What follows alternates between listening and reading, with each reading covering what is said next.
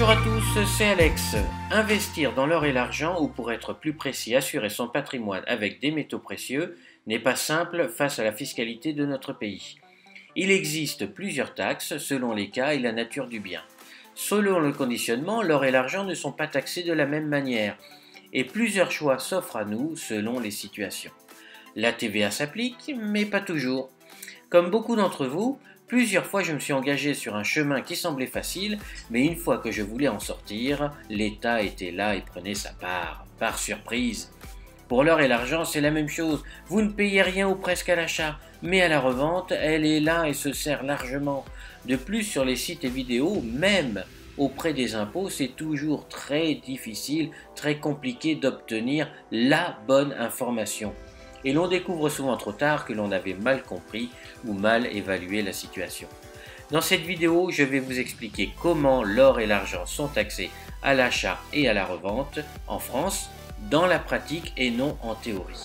Si vous regardez jusqu'au bout, vous saurez où vous mettez les pieds, mais aussi qu'il existe des solutions pour échapper à la TVA, optimiser les taxes à la revente, voire y échapper avec une astuce à la toute fin de la vidéo.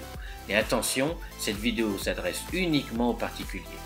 La revente se prépare dès l'achat.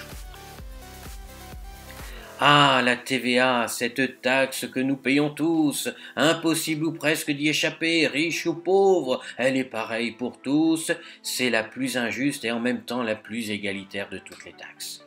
Sont assujettis à la TVA tous les lingots et lingotins en argent, les pièces en or ou en argent de collection, et toutes celles considérées comme telles, c'est-à-dire datant d'avant 1801, ainsi que vos bijoux, objets en or ou en argent, et tout lingot ou pièce d'une pureté inférieure à 900 millièmes, ainsi que tous les objets divers en métaux précieux. Ça fait beaucoup.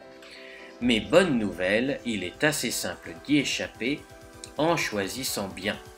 Vous êtes exonéré de TVA sur l'achat d'or d'investissement, pièces et lingots datant d'après 1800, ainsi que sur les pièces en argent qui ont ou ont eu cours légal dans leur pays d'émission et qui ont une pureté égale ou supérieure à 900 millièmes, car elles sont considérées comme des devises par une directive de l'Union européenne qui exonère la TVA des monnaies à cours légal.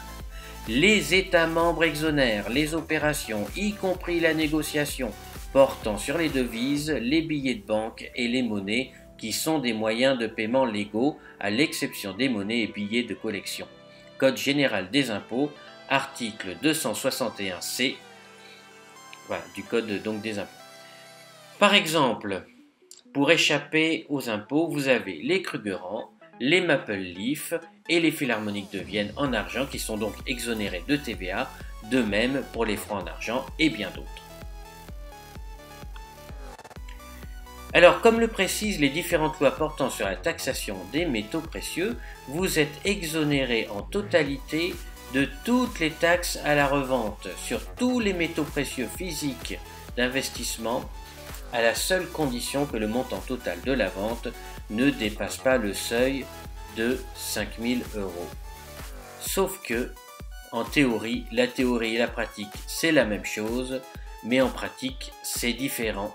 Et oui, chez plusieurs revendeurs sérieux et connus où j'ai posé la question, tous m'ont répondu qu'effectivement la loi le prévoit, mais que le Trésor public s'assoit dessus, considérant cette loi, d'une part, inapplicable, et dans l'esprit des rédacteurs d'origine, elle était réservée aux collectionneurs.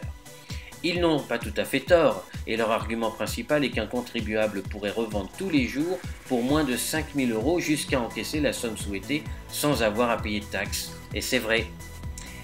Il existe toutefois une unique possibilité d'échapper aux taxes que nous verrons plus loin. Maintenant, voyons les taxes que nous devrons tous payer le jour de la revente. À la revente, vous serez taxé donc quoi qu'il arrive.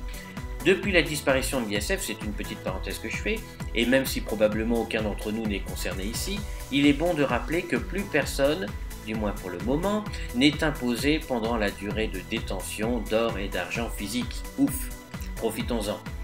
Alors, selon votre situation, à la revente, vous serez soit imposé sur la taxe sur les métaux précieux à un taux de 11,5%, soit vous aurez le choix entre cette TMP et la taxe sur les plus-values réelles au taux de 36,2%.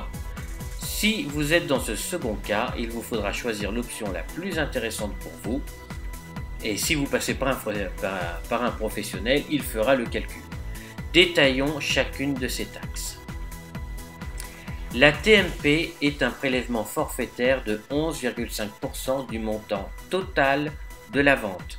Elle est accessible à tous, sans condition, sans justificatif de détention, sans abattement possible et s'applique donc qu'il y ait une plus-value ou une moins-value. C'est la situation la plus simple. Vous vous présentez en boutique avec votre or ou votre argent, une pièce d'identité et vous repartez avec 88,5% de la somme. Passons maintenant à l'autre taxe sur les plus-values, qui est beaucoup plus complexe. La TPV s'élève à 36,2% du montant des plus-values réalisées et non du montant total de la vente. Malheureusement, l'État et les professionnels sont très regardants sur les conditions qui permettent de profiter de cette taxe. Alors, quelles sont les conditions à remplir pour bénéficier de cette option fiscale? Il faut posséder un justificatif nominatif d'achat, une facture à votre nom ou celui du parent décédé et acte notarié de transmission de patrimoine le cas échéant. Bref, il faut prouver la durée de détention et le prix d'achat. Deuxièmement, détenir le produit dans un sachet scellé avec le même numéro de sachet facture visible sur tous les documents. Il faut également remplir une déclaration fiscale spécifique. Alors pas de panique, c'est la boutique où vous revendrez votre or ou votre argent qui s'en charge pour vous. Mais attention, le moindre vice, le moindre doute peut entraîner l'invalidité de cette option fiscale. Le sachet n'est plus scellé, une erreur dans les numéros de facture ou de sachet et c'est mort pour vous. Sachez également qu'à partir de la 3e année de détention, vous bénéficiez d'un abattement de taxes de 5% par an. Et le seul moyen légal pour ne pas payer de taxes est de conserver vos pièces et lingots au-delà de 22 ans et d'être dans une situation, de moins-value.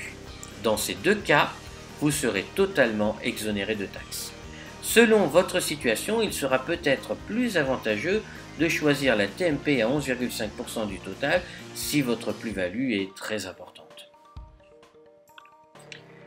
Alors je termine cette vidéo avec l'astuce que je vous ai promis au départ pour échapper aux taxes sur de petites sommes et quelle que soit votre situation.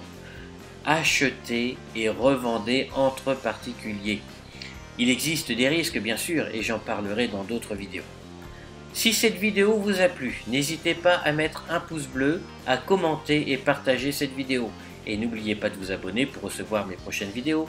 À bientôt.